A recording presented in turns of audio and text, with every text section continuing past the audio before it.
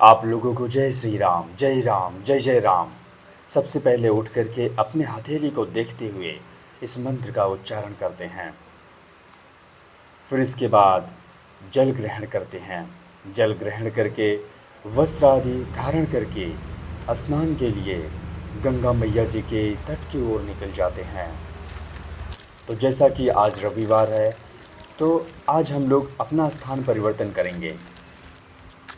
माता जी के तट पर पहुंचकर माता जी में स्नान करके निकल जाएंगे हम लोग संगम क्षेत्र में।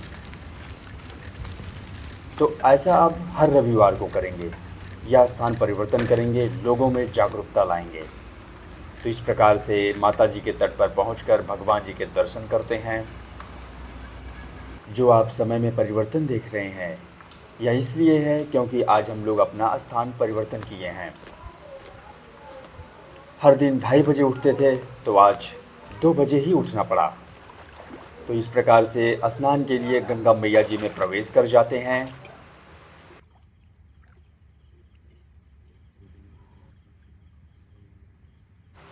माता जी को प्रणाम करते हैं, माता जी की वंदना करते हैं। इसके बाद डुबकी लगाकर स्नान करना आरंभ करते हैं।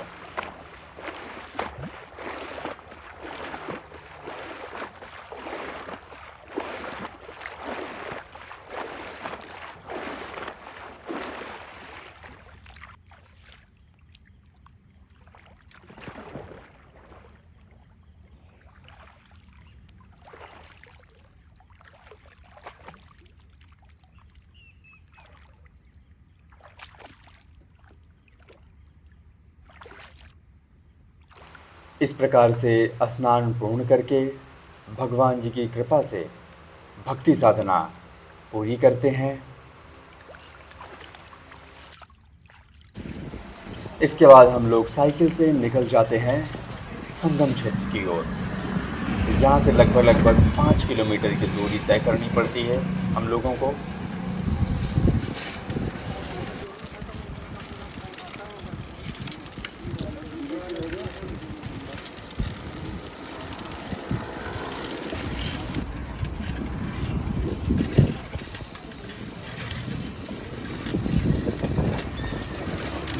तो इस प्रकार से हम लोग संगम पर पहुंच गए हैं। यहाँ पर पहुंचकर एक जगह ढूंढते हैं और यहाँ पर ध्वजारोहण करते हैं। फिर इसके बाद ध्वज को प्रणाम करके करेंगे शंखनाद। शंखनाद ही लोगों में सकारात्मकता उत्पन्न करेगी।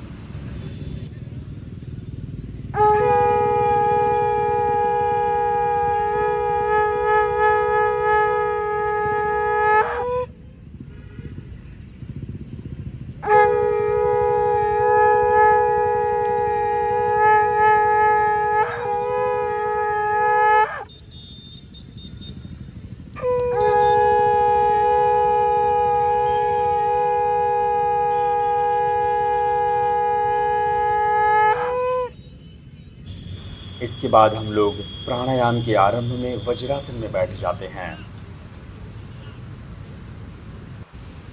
फिर हम लोग करते हैं अनुलोम विलोम प्राणायाम।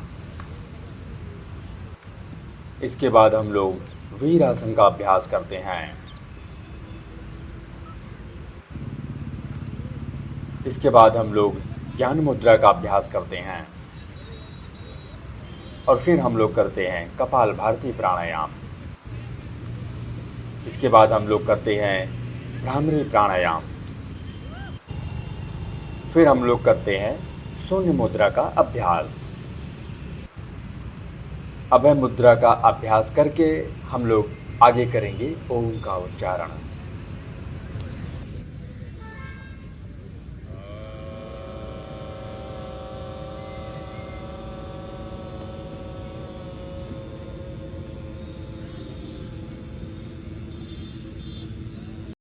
तो जैसा कि व्यायाम करने से पहले हम लोग अपने शरीर की तरह तरह से स्ट्रेचिंग करेंगे। तो सबसे पहले अपने कंधे की स्ट्रेचिंग करते हैं।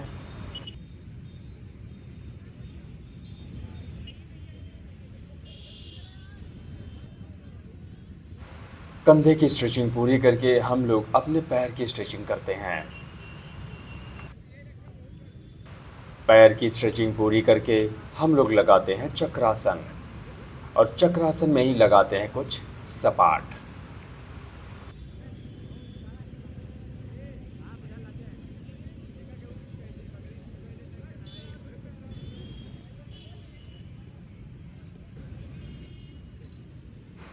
इसके बाद हम लोग करेंगे मयूरासन का अभ्यास। मयूरासन के अभ्यास से हमारे पाचन तंत्र बहुत ही मजबूत हो जाते हैं, तो इसलिए हमें नित्य मयूरासन का अभ्यास करना चाहिए।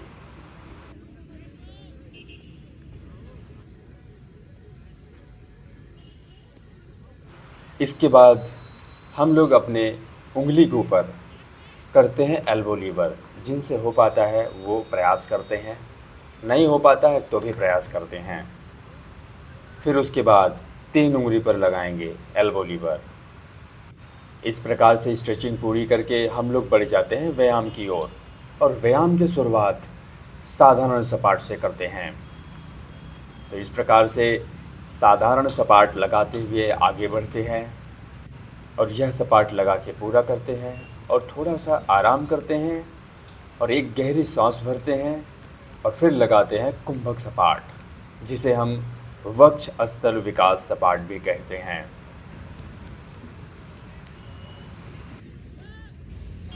कुंभक सपाट लगाने के बाद आ जाते हैं स्कैपुला पुशअप के सपाट की स्थिति में। तो इस प्रकार से स्कैपुला पुशअप लगाना आरंभ करते हैं।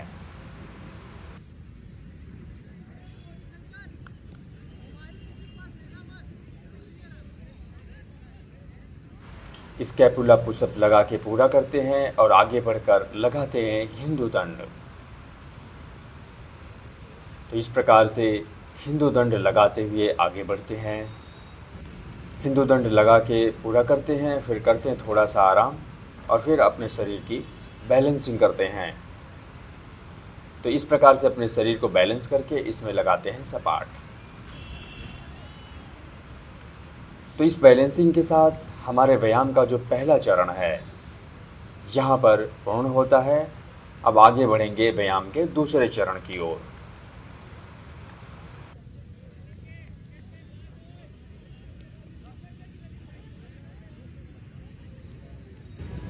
व्यायाम के दूसरे चरण में हम लोग अपने कमर के मजबूती के लिए सपाट लगाते हैं और कंधे के मजबूती के लिए सपाट लगाते हैं। तो सबसे पहले डायमंड शेप बनाते हैं और कमर के मजबूती के सपाट की स्थिति में आ जाते हैं।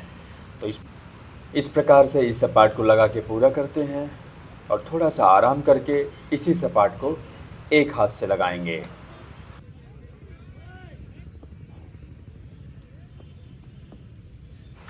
तो इस सपाट को लगाते समय शीत पड़ने के कारण से यहाँ पर फिसलन था, तो थोड़ा सा कंधे में खिंचाव आ जाता है। तो पुनः इस सपाट को लगा के पूरा करते हैं और थोड़ा सा करते हैं आराम।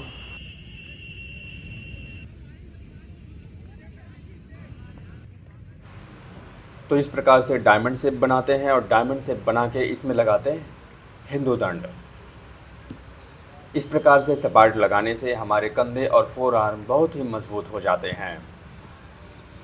तो इसलिए हमें अगर कंधे को मजबूत करना है तो इस सपाट का हमें नित्य अभ्यास करना होगा। फिर इसके बाद डायमंड शेप बनाते हैं और इसी में लगाते हैं पाइक पुशअप।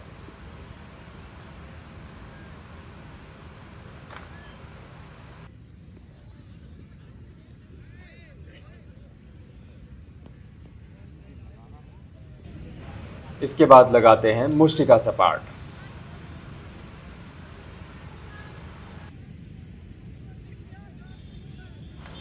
मुष्टिका सपाट लगा के पूरा करते हैं और आगे बढ़कर लगाते हैं अपने उंगली के ऊपर सपाट। तो सबसे पहले अपने 5 उंगली पर सपाट लगाएंगे, फिर इसके बाद 3, फिर इसके बाद 2। तो इस प्रकार से हमारे व्यायाम का दूसरा चरण भी पूरा होता है। अब बढ़ जाएंगे हम व्यायाम के तीसरे चरण की ओर। तो व्यायाम के तीसरे चरण में हम लगाएंगे क्लैपिंग पुशअप। यदि अपने शरीर में शक्ति बढ़ानी है तो हमें इस प्रकार से क्लैपिंग पुशअप लगाने चाहिए। तो सिंगल क्लैपिंग पुशअप लगा के पूरा करते हैं, फिर आ जाते हैं डबल क्लैपिंग पुशअप के स्थिति में। तो इस प्रकार से डबल क्लैपिंग पुशअप लगाते हुए आगे बढ़ते हैं। तो यह सपाट लगा के पूरा करते हैं और थोड़ा सा करते हैं आराम। और इसी सपाट के साथ हमारे व्यायाम का तीसरा चरण भी पूरा होता है। व्यायाम के चौथे चरण में आ जाते हैं और व्यायाम के चौथे चरण में लगाते हैं 100 से अधिक दंड। तो इस प्रकार से हम लोग दंड को लगाते हुए आगे बढ़ते हैं।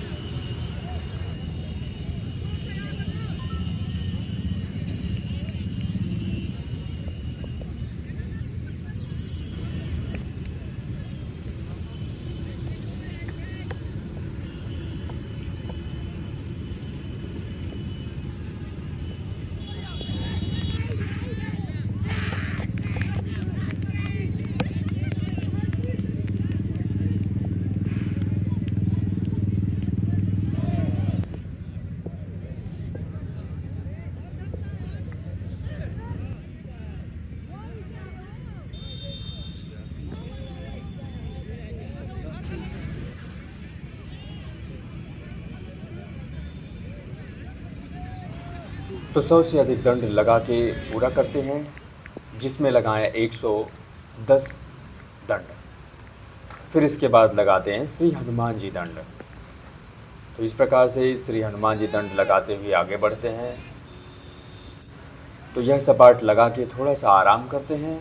फिर इसके बाद आ जाते हैं देसी दंड बैठक की स्थिति में। इस प्रकार से दंड बैठक लगाते हुए आगे बढ़ते हैं।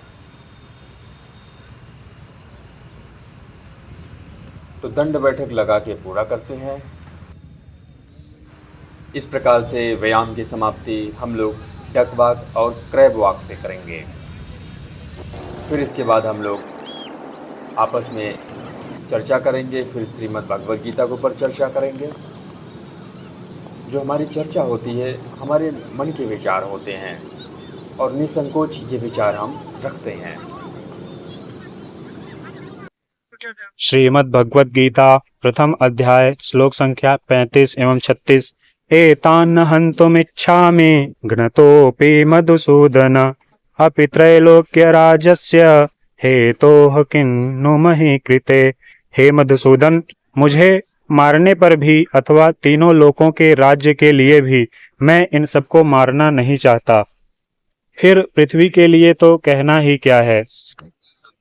निहत्य धार्तराष्ट्रन्न का प्रीति स्यात् जनार्दन पापमेवाश्रयेदस्मान् न त्वयितानाततायिनः। हे जनार्दन, धृतराष्ट्र के पुत्रों को मारकर हमें क्या प्रसन्नता होगी।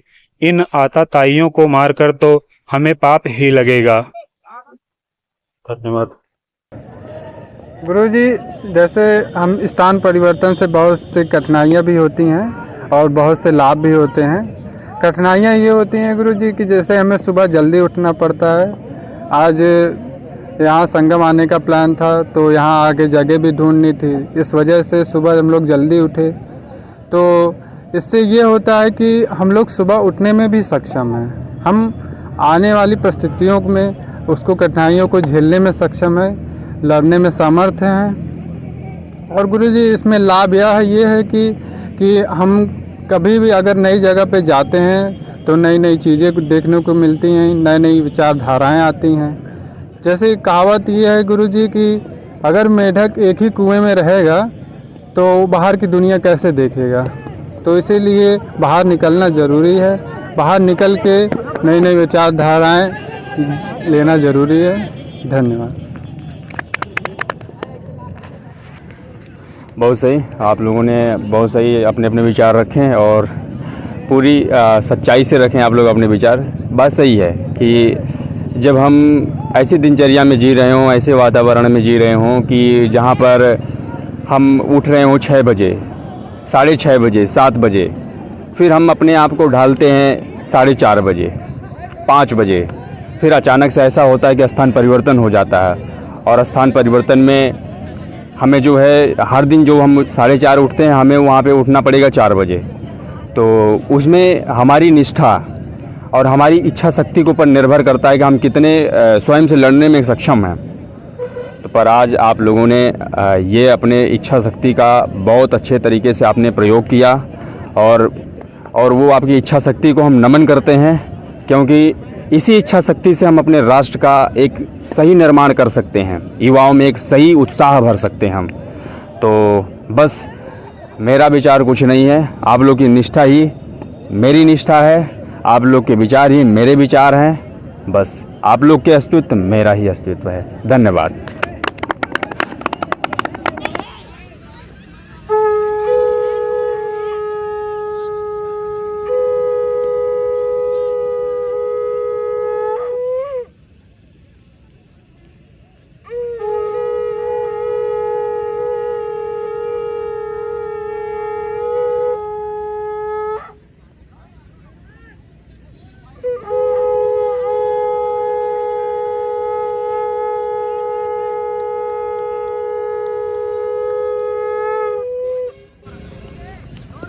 भारत माता की जय, भारत माता की जय, भारत माता की जय। वंदे मातरम, वंदे मातरम, वंदे मातरम।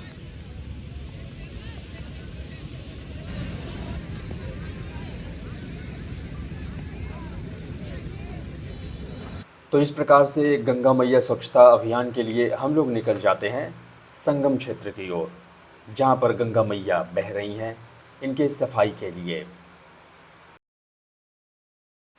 तो माता जी के तट पर पहुंचकर बड़ा ही कष्ट होता है। लोग श्रद्धा से आते हैं, पर श्रद्धा के भावों में जो भी प्लास्टिक कचड़े हैं माता जी के तट पर छोड़कर चले जाते हैं। हमें इन बातों का ध्यान देना चाहिए।